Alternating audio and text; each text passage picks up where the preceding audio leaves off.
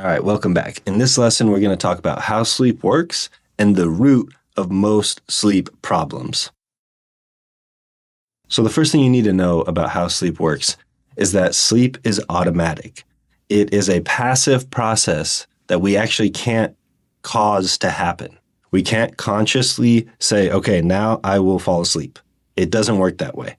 It's something that happens to us when we're in the right conditions. And we're going to learn what those conditions are in the rest of this course so that you can facilitate sleep to happen very quickly. But just know that it's not something that you can force to happen.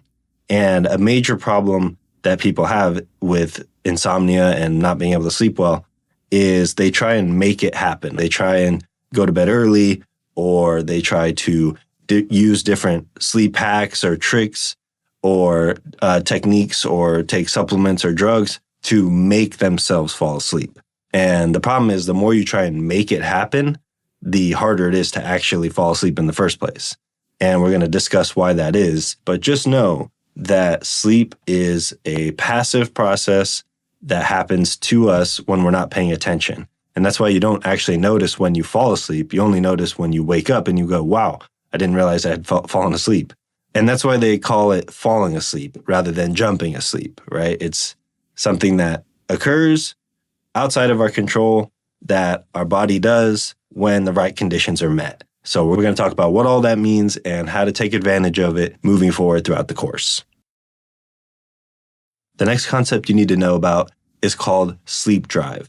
And this is a process that occurs in your body automatically from the moment you wake up till the moment you go to sleep again.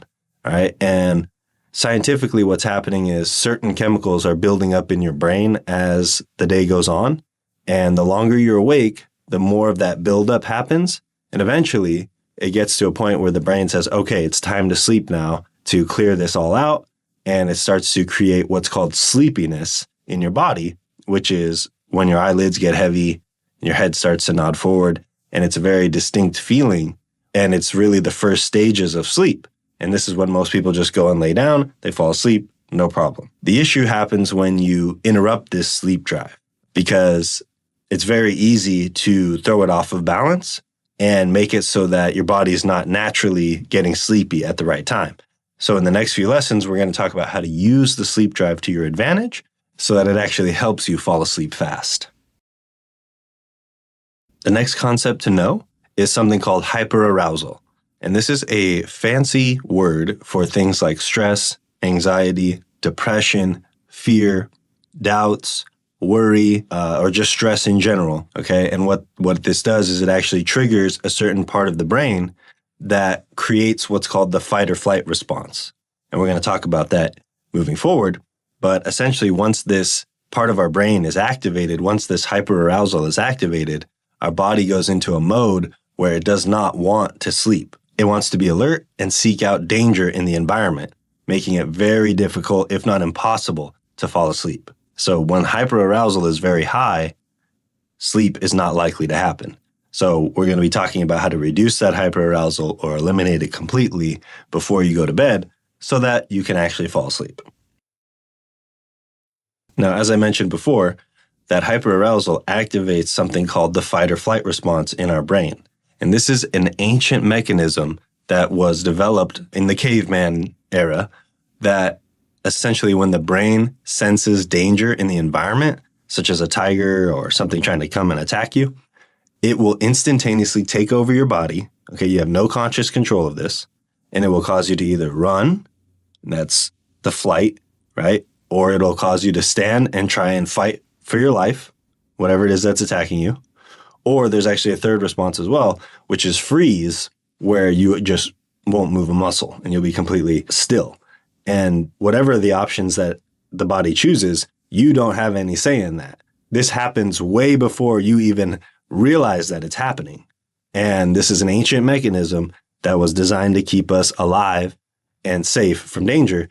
Now, in the modern day, we don't have tigers and things coming to attack us, but we have things like bills, family obligations, business obligations, sales quotas we have to hit, customers, employees, all these different things. The brain doesn't know the difference between the ancient stimulus, which would be like the tiger, or the modern stimulus, which is like the bills and the things that we have to focus on. All of these things trigger the fight or flight response the same way. And this is ultimately why falling asleep becomes very difficult. So keep in mind, as we move forward, you can probably think back to times where you had trouble falling asleep that you may have been dealing with this fight or flight response without even knowing it. The next concept I want to talk to you about is called sleep efforts. And this one is particularly sneaky. So a sleep effort is anything you do to try and make yourself fall asleep. And as we talked about before, sleep is a passive process that you can't control. And so when you try and do a sleep effort, essentially what you're doing is you're saying, okay, I'm going to do this specifically because it's going to make me sleep. And once you try and do that, the brain starts to monitor if it's working or not. And that self-monitoring activates the hyperarousal, which then activates the fight or flight response, making it very difficult, if not impossible, to fall asleep. So this is a huge trap that we tend to fall in, because what happens is you have one bad night of sleep and you think, okay, no big deal. But then you have a second or maybe a third, and you think, okay, let me go look up online like what I should do about this.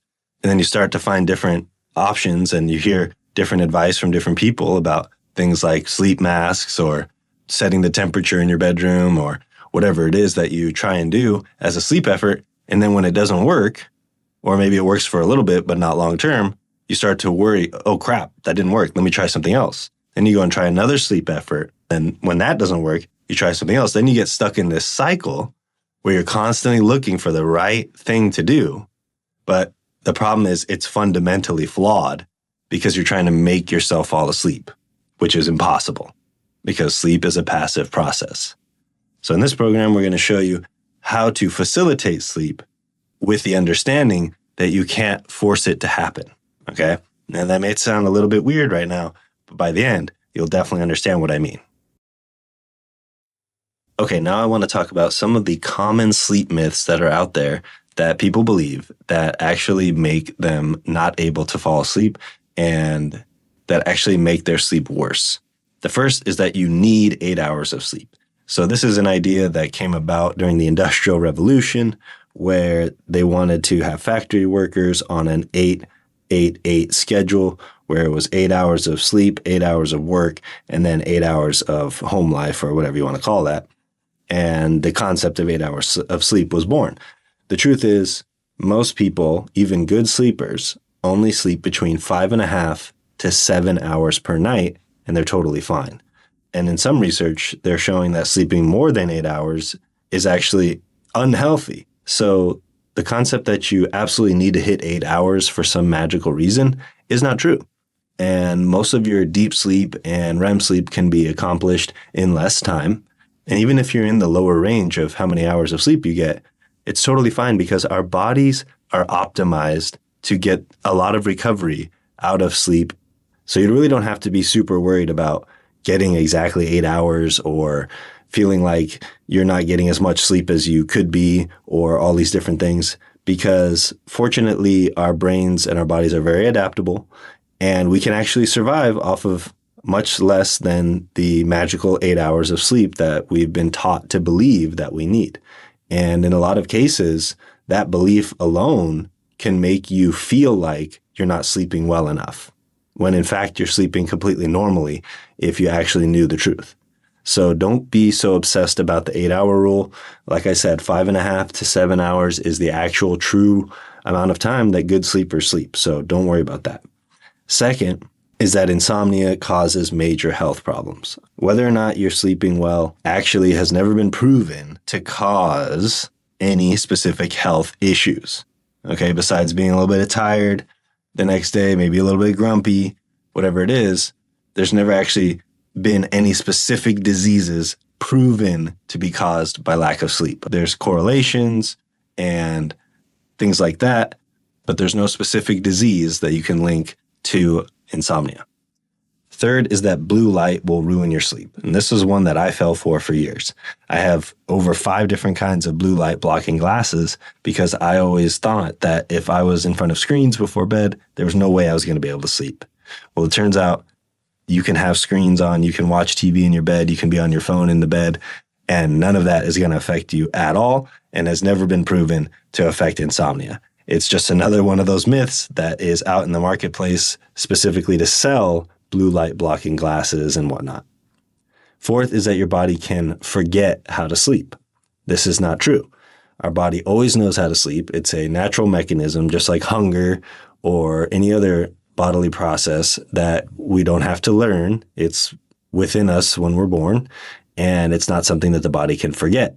But it is something that we can screw up with our mind and with our habits and our actions, something we can interfere with.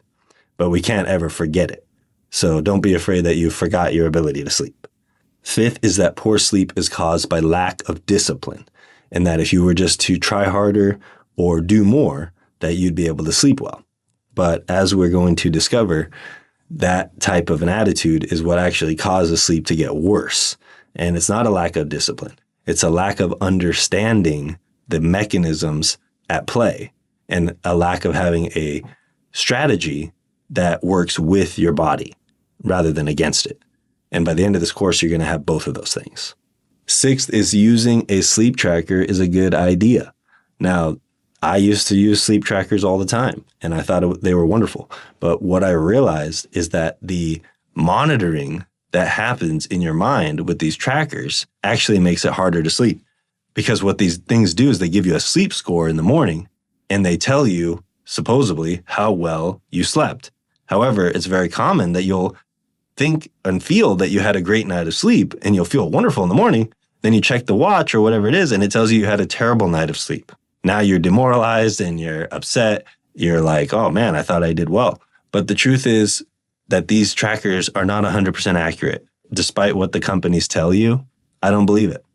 Because it's very common that, like I said, you could sleep great and feel wonderful in the morning, but the tracker will tell you otherwise.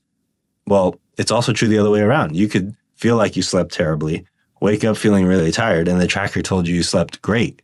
And that will make you upset as well. So the truth is these trackers, while they have the right intention in mind to help, when it comes to insomnia, they actually make things worse because of the self-monitoring and because of the fact that they're not totally accurate to how you feel, which is much more important. Next is that sleep is fragile and easily ruined. This is not true at all. When you understand how sleep works, you can be woken up in the middle of the night. You can not have the perfect bedroom conditions. You can be traveling, whatever it is, and you can sleep totally fine. And the final myth is that you must have the perfect bedroom conditions to sleep well. This is another one that I fell for a very long time. I thought if I didn't have the perfect mattress, the perfect temperature, my blue light blocking glasses, my nose plugs, my humidifier, my fan, and everything perfect darkness. I'm talking, I covered the bottom of my door, covered the windows, 100% blackout, everything, that I would not be able to sleep well. And what was crazy is that eventually, even with all those perfect conditions, I found myself wide awake and not able to sleep. And I realized that it has nothing to do with the conditions of the room. It has to do with the principles and the basics of how sleep work and how to facilitate the process to happen on its own without trying to force it to happen.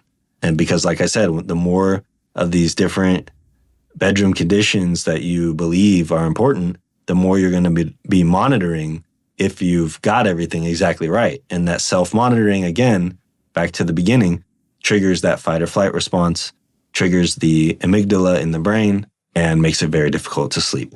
So these are the most common sleep myths that I see out in the marketplace and that people are believing. And hopefully just having some additional information here on the truth about these topics can be very helpful for you. In the next lesson, we're going to be talking about what I call the core sleep mechanics, which are going to be the bread and butter of this program.